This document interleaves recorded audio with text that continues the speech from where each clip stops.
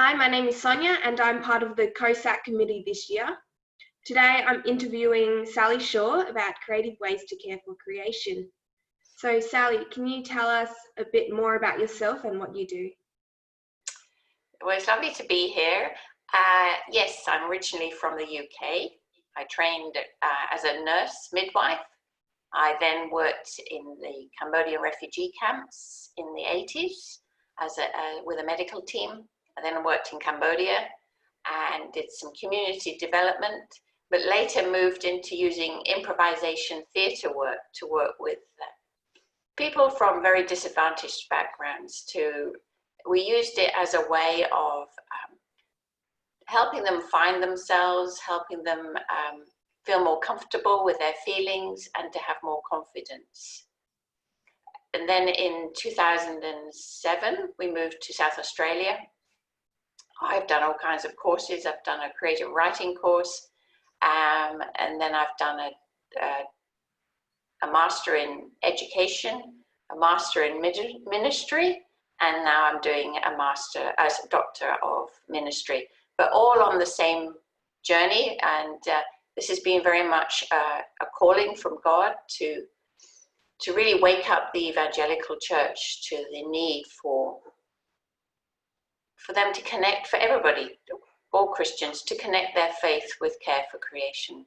I feel it's a mandate for everybody, but having a conversation with people is often difficult for various reasons, and so that's why I found that the creative arts can actually be much more effective. Thank you. You suggest that there are Christians who may be ambivalent about care for creation. Can you explain what that means and what that might look like in practice?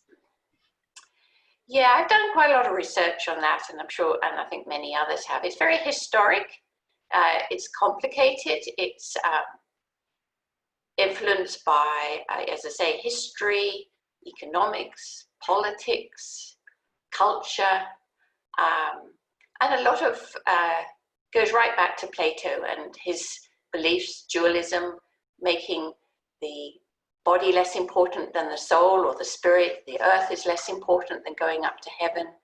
And I think these beliefs have become infiltrated into a lot of church teaching, and particularly, yeah, in worship. If you listen to many of the worship songs, there's very much a focus on leaving this earth and going up to heaven.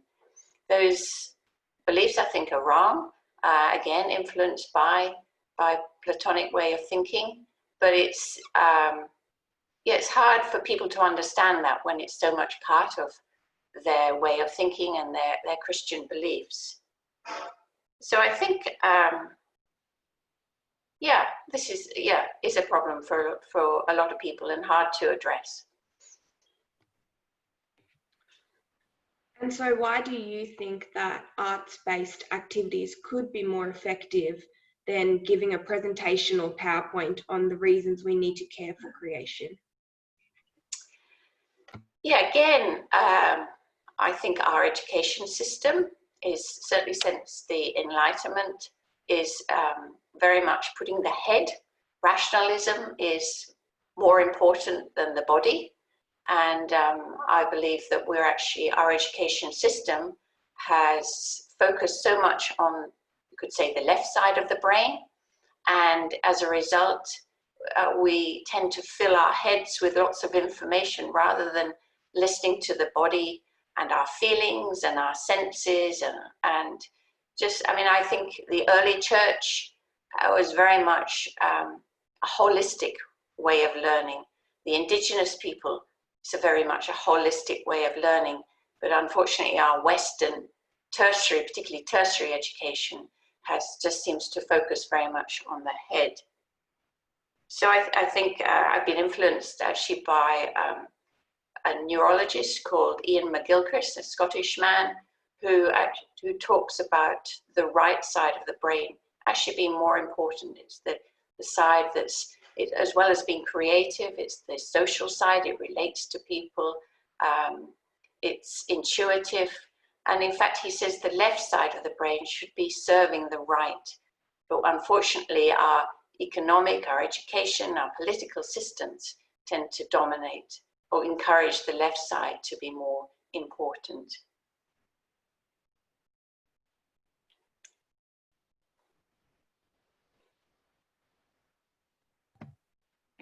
So you have explained the reasons why you think arts-based activities are more effective.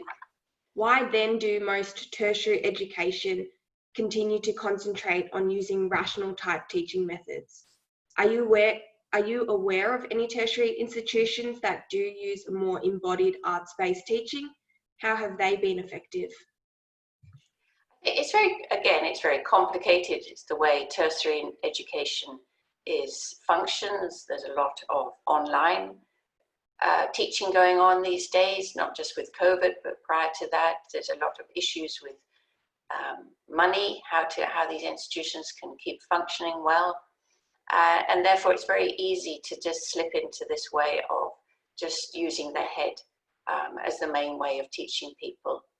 But having said that, I've got the book here. If you can see it anyway. I'm not advertising it, but anyway, it's from the UK.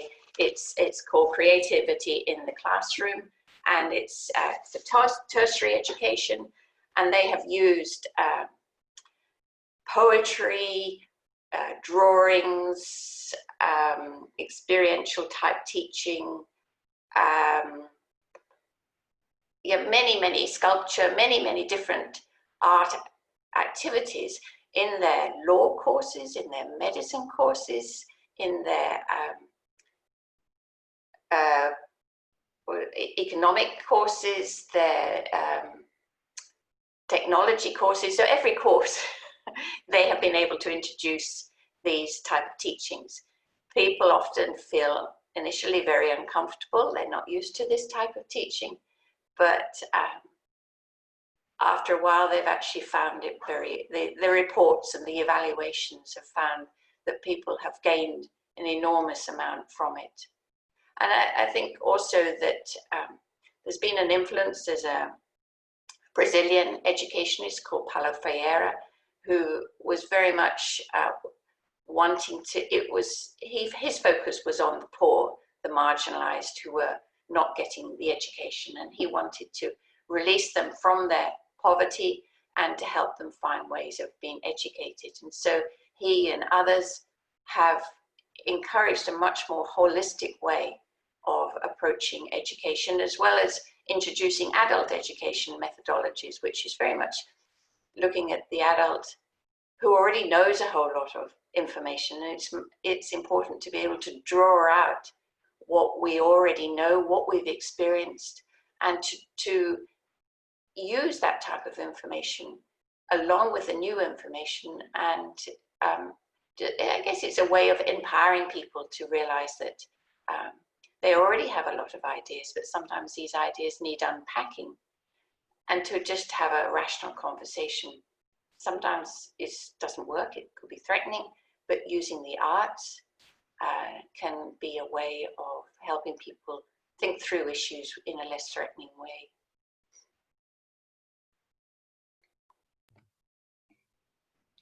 And from your experience, what aspects of arts-based teaching do you think have the capacity to challenge those stuck beliefs?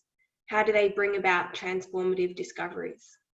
I think it's very important, if you're going to introduce this type of teaching, to create an atmosphere of fun, of trust. And so I've used quite a lot of improvisation theatre activities. And people often go, oh my goodness, I couldn't possibly do that. That's far too embarrassing or whatever. But they're not, they're very gentle, particularly the kind of warm-up ones, and it can help bring the group dynamics together.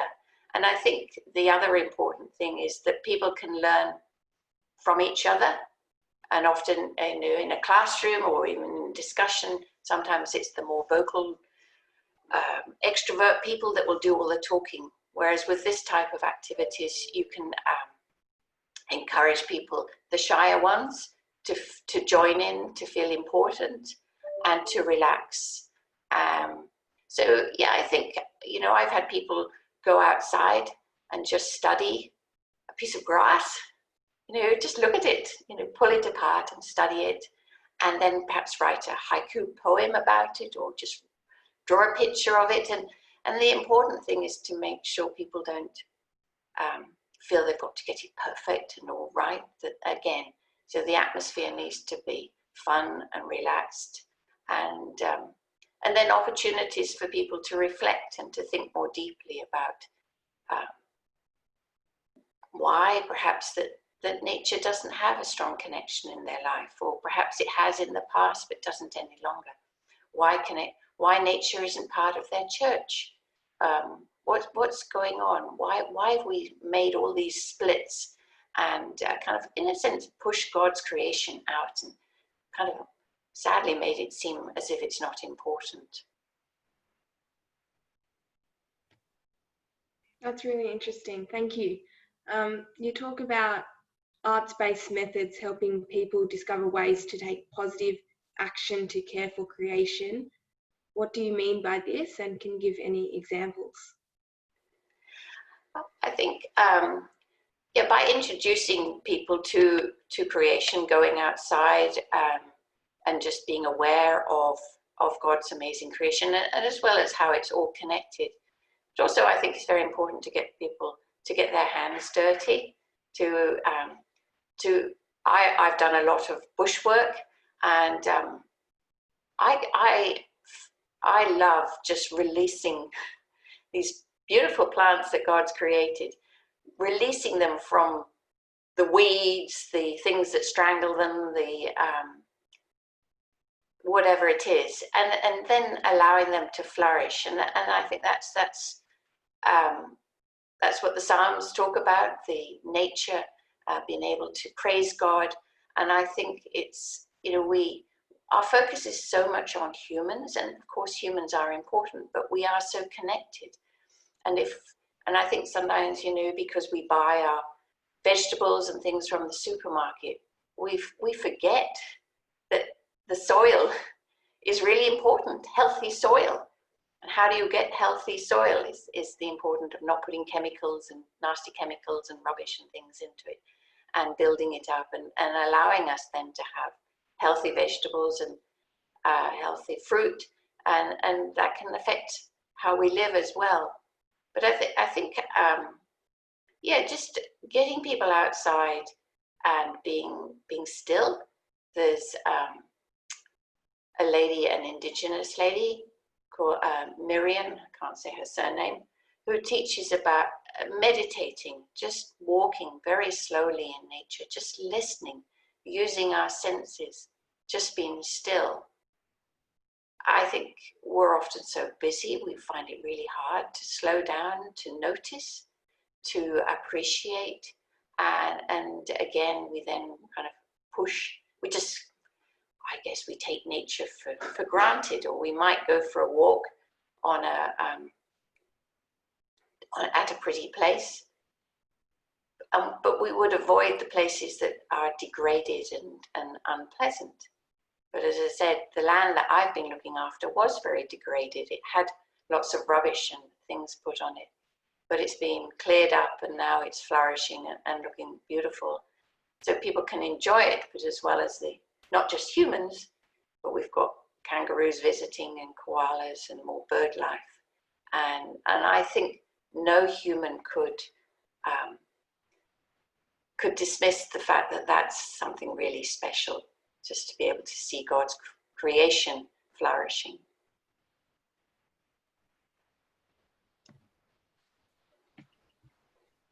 And at the COSAC conference, you were planning to do some interactive arts-based activities in your presentation.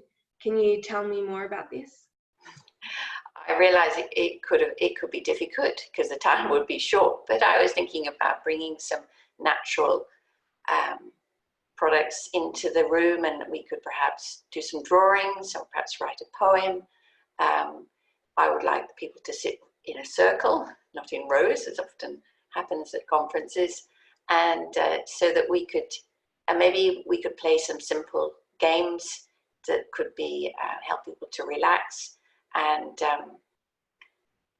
yeah, just also just talk about, I probably could have, I would have shown it some slides. And just, I think it's really important to see, for people to understand the symbiotic relationship between everything out there. And I could have talked about native bees. We have over 500 different types of native bees in South Australia, and they're really, really important for pollination. And if we didn't have them, we wouldn't have our tomatoes and many other plants. And therefore, if we try and have this perfect garden and we use we use chemicals that could destroy the bees or destroy the insects, then the birds wouldn't have what they need for feeding on. And yeah, so it's just really important, just a way of getting people to see how everything is so closely related and so important.